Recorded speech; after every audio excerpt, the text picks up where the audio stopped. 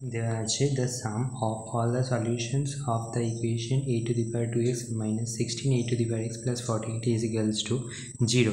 তাহলে প্রথমে আমরা দেখে নেব 8 to the power 2x, তাহলে এটাকে আমরা লিখতে পারি 8 to the power x তার whole square minus 16 8 to the power x plus 48 equals to 0. দেন এখান থেকে আমরা 8 to the power x equals to t ধরে নেব, ঠিক আছে। তাহলে t square minus 16t plus 48 equals to 0.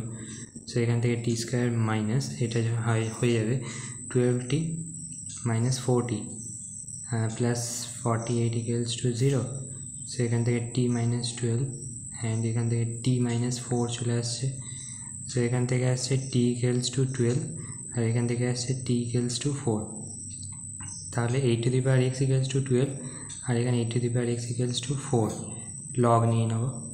Log 8 to the power 8 equals to log 12 আর এইখানে log 8 to the power x equals to log 4, ঠিক আছে। তাহলে x এটা যেহেতু পাওয়ারে আছে তাহলে এটা সামনে চলে আসবে, তাহলে x log 8 equals to log 12 আর এখান থেকে আসছে x log 8 equals to log 4, তাহলে এখান থেকে x equals to log 12 by log 8 আর এখান থেকে x equals to log 4 by log 8।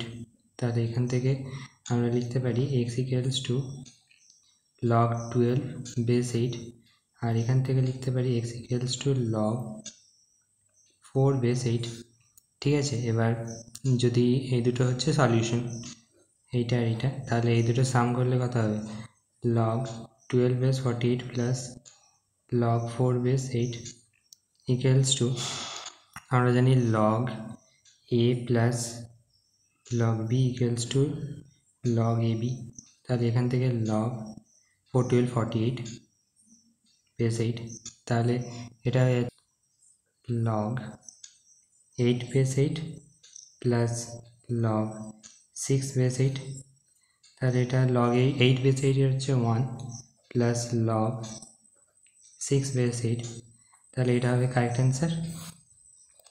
Thank you.